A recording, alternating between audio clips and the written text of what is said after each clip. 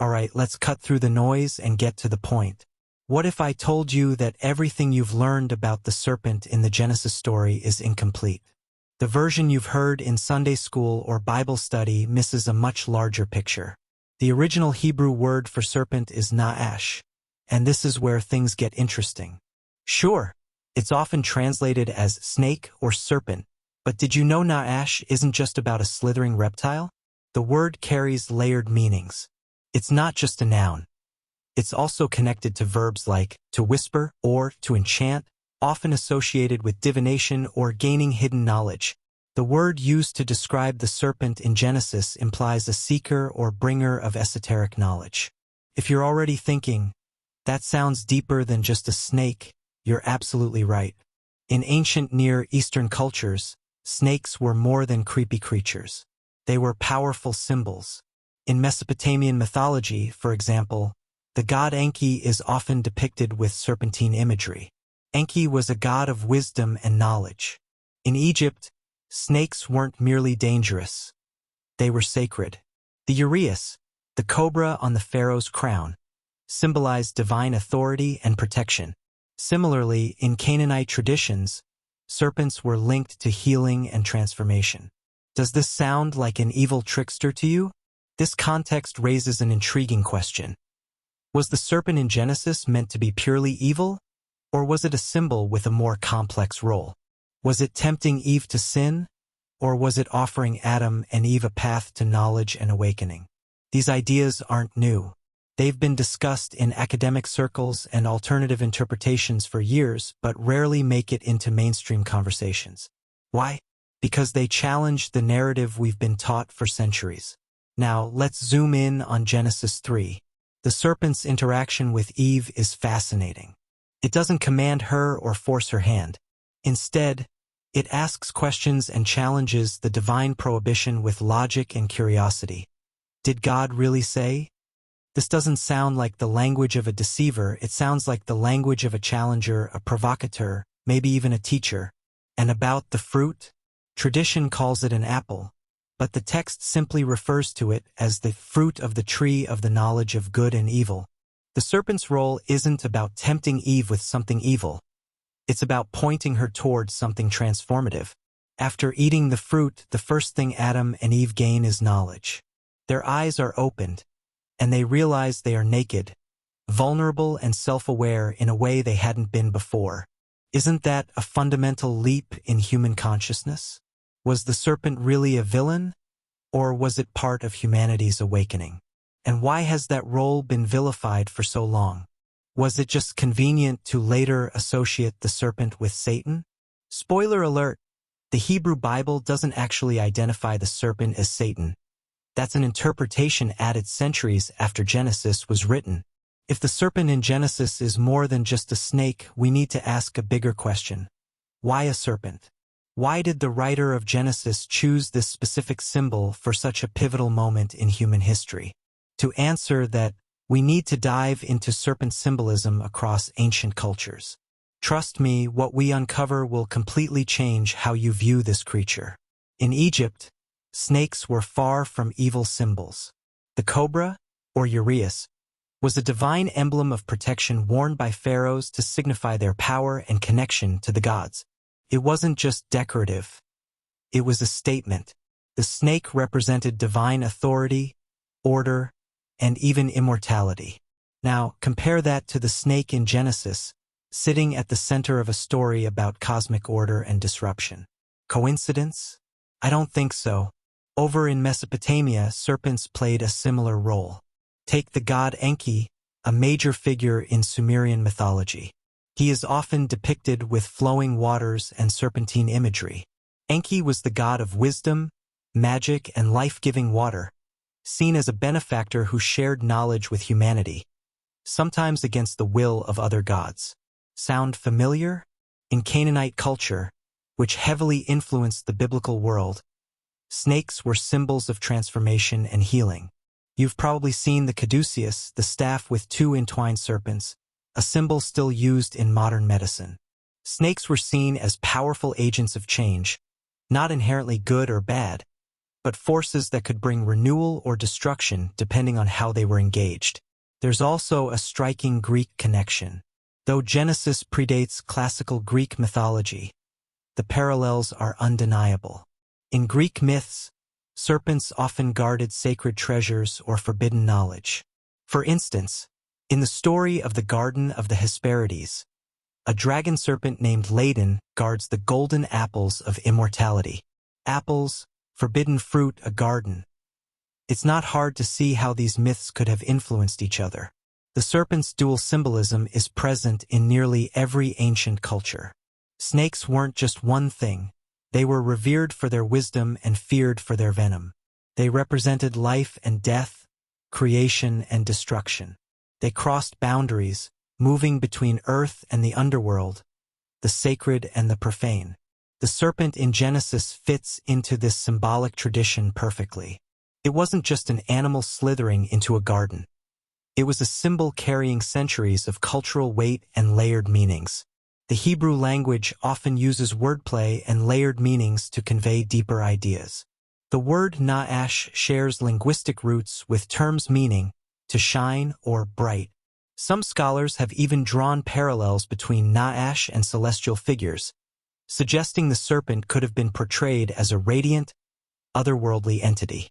And let's not forget, the serpent in Genesis is described as Aram, typically translated as crafty or cunning, but this same word can also imply intelligence or shrewdness. Was the serpent being deceptive, or was it simply presenting a clever challenge to the status quo? The text leaves this open to interpretation. Let's look at what the serpent actually does. It doesn't lie outright. It asks, "Did God really say?" And when Eve responds, the serpent says, "You will not surely die, for God knows that when you eat from it, your eyes will be opened, and you will be like God, knowing good and evil." The serpent doesn't contradict God. It reframes the situation. Here's the kicker. Everything the serpent says turns out to be true. After eating the fruit, Adam and Eve don't drop dead. Instead, their eyes are opened, just as the serpent predicted. They gain knowledge, specifically the knowledge of good and evil. So, was the serpent lying, or was it revealing a hidden truth? This leads us to another important aspect, the tree of knowledge of good and evil. Why was this tree forbidden in the first place? The Hebrew text doesn't describe the tree itself as evil, only that it would provide knowledge, which is a significant difference. The serpent didn't entice Eve with sin, but rather with the promise of understanding. And isn't that what humans have always sought? From ancient myths to modern science, the quest for knowledge has always been central to our identity. In fact, the serpent's actions reflect a common theme in ancient Jewish literature. Figures that challenge divine boundaries to advance humanity.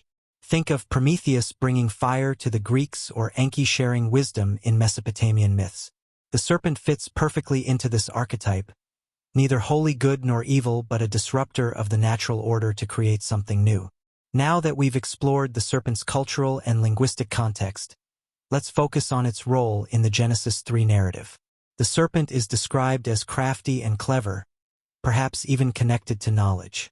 But let's analyze the sequence of events. It's the serpent that starts the pivotal conversation. Not God, not Adam, not even Eve. The serpent initiates the story's progression with a simple but strategic question. Did God really say you must not eat from any tree in the garden? Notice that the serpent doesn't make an outright accusation or a direct challenge. Instead, it opens with a question that prompts Eve to reflect and engage, which is deliberate, not random. Eve's response is just as revealing. She clarifies God's command but adds an interesting twist. She says they may eat from the garden's trees, but they must not touch the one in the center, or they will die. Here's the critical point, or you will die. The serpent then counters this by claiming, "You will not surely die." After eating the fruit, Adam and Eve don't immediately die. Instead, their eyes are opened, and they realize their nakedness. So, was the serpent lying, or was God's warning about death metaphorical? Perhaps it referred to spiritual death or a shift in their relationship with the divine. Either way, the serpent's claim about gaining knowledge proves to be accurate. Now, let's unpack the concept of the knowledge of good and evil. What exactly does this mean? Scholars have debated its interpretation for centuries. Some believe it represents moral awareness, the ability to discern right from wrong, while others suggest it's about autonomy, the power to make decisions independently of divine authority. Regardless, it's a turning point in human history, and the serpent is the catalyst. Here's the interesting part. God's response to Adam and Eve eating the fruit confirms what the serpent said. In Genesis 3 verse 22, God remarks, "The man has now become like one of us, knowing good and evil." God acknowledges that humans have gained knowledge akin to divine understanding. This raises an intriguing question. Was the serpent a deceiver, or did it simply present an uncomfortable truth? The serpent's actions shift the entire narrative's power dynamics. By persuading Eve to eat the fruit, it disrupts the established order in Eden. This isn't just about breaking a rule. It's a challenge to a system where knowledge and authority are monopolized by the divine. Adam and Eve's decision to eat the fruit thrusts humanity into a new reality, one marked by choice, consequences, and responsibility. One more point worth noting: Adam and Eve's respective roles. Eve is often portrayed as the one deceived, but her decision was deliberate. She carefully evaluates the serpent's words, observes the tree, and makes a conscious choice. Adam, in contrast, takes the fruit from Eve and eats without question. What does this suggest about their roles in the story? Interestingly, the serpent isn't destroyed or annihilated as punishment. Instead, it's cursed to crawl on its belly and eat dust. Could this be symbolic, a way to diminish its power while still maintaining its role within the cosmic order? Now, let's delve into how early Jewish and Christian traditions interpreted the serpent. In early Jewish thought, the serpent's nature was hotly debated. Some sources, like the Talmud, speculate that the serpent wasn't a mere snake but perhaps a more intelligent, possibly even divine, being. Some rabbis believed the serpent had its own agenda, making it more than just a tool of deception. There's also the Book of Enoch, an ancient Jewish text not included in the Hebrew Bible but widely read during the Second Temple period. It discusses supernatural beings, such as the Watchers, who impart forbidden knowledge to humanity. While it doesn't directly address the serpent, it shows a broader cultural fascination with entities that challenge divine boundaries. In early Christian interpretation, the serpent undergoes a transformation. By the time the New Testament was written, the serpent was identified as Satan, as seen in Revelation 12 verse 9, where it's described as that ancient serpent called the devil. This identification wasn't part of Genesis but was a later development that deeply influenced Christian theology. In some Gnostic traditions, the serpent is even seen as a liberator rather than a deceiver. These Gnostic texts present the God of Genesis as a tyrant who sought to keep humanity ignorant, while the serpent becomes a hero, revealing the truth and helping humanity attain enlightenment. Though the early church condemned these ideas as heretical, they highlight how diverse and complex the serpent's symbolism became. Finally, let's not forget the serpent in the Book of Numbers, where Moses lifts a bronze serpent to heal the Israelites. Here, the same creature that's vilified in Genesis becomes a symbol of salvation, emphasizing the recurring theme of duality in the Bible and Jewish thought. The serpent in Genesis emerged from a rich cultural context where ideas flowed between civilizations, making it far from a straightforward villain. In this epic, Gilgamesh embarks on a quest for immortality and ultimately discovers a plant that grants eternal life. However, before he can use it, a serpent steals the plant and sheds its skin, symbolizing renewal and immortality. Sound familiar? The parallels are undeniable. A serpent, a garden-like setting, and a quest for divine knowledge or immortality. It's all there. Now, let's turn to Canaanite religion, which also influenced the Bible. The Canaanites revered serpents as symbols of fertility, healing, and divine power. One key figure is the god Baal, who, in some texts, battles a serpentine sea monster named Lawton. The imagery of serpents as powerful, divine beings could have shaped how the ancient Israelites understood their own stories. After all, the Israelites lived among the Canaanites and absorbed aspects of their culture while also defining their own identity. Moving on to Egypt, serpents held a dual role as both protectors and threats. The goddess Wadjet, often depicted as a cobra, symbolized royal authority and divine protection. On the flip side, the serpent Apep represented chaos and was constantly at war with the sun god Ra. This duality, the serpent as both protector and destroyer, mirrors the complexity of the serpent's role in Genesis. It's not purely evil. It's a force to be reckoned with. But wait, it gets even more fascinating. Ancient Ugaritic texts from a city closely tied to early Israelite culture mention a divine figure named Kawa-esh, a craftsman god who wields serpentine imagery. In one myth, he creates weapons to defeat sea monsters, reinforcing the serpent's association with power, wisdom, and transformation. Could these stories have influenced the portrayal of the serpent in Genesis? Absolutely. Then, there's Hittite mythology, where serpents often appear in ritual texts as mediators between gods and humans. They were sacred beings, not just animals, playing a role in maintaining cosmic balance. This idea of the serpent as a mediator aligns intriguingly with its role in Genesis, where it bridges the gap between divine knowledge and human experience, acting as a catalyst for change. Another fascinating connection lies in the concept of sacred gardens. From the Sumerian myth of Dilmun to the Persian paradise gardens, the idea of a lush, divine space guarded by serpents or supernatural beings is a recurring motif. Genesis fits into this tradition, but with a unique twist. Instead of guarding the garden, the serpent disrupts it, introducing humanity to knowledge and self-awareness. What if we reinterpret the serpent's role in Genesis altogether? To understand this, we need to consider the broader themes of the Bible. Genesis is not merely a creation story. It's about boundaries, who sets them, who enforces them, and who dares to cross them.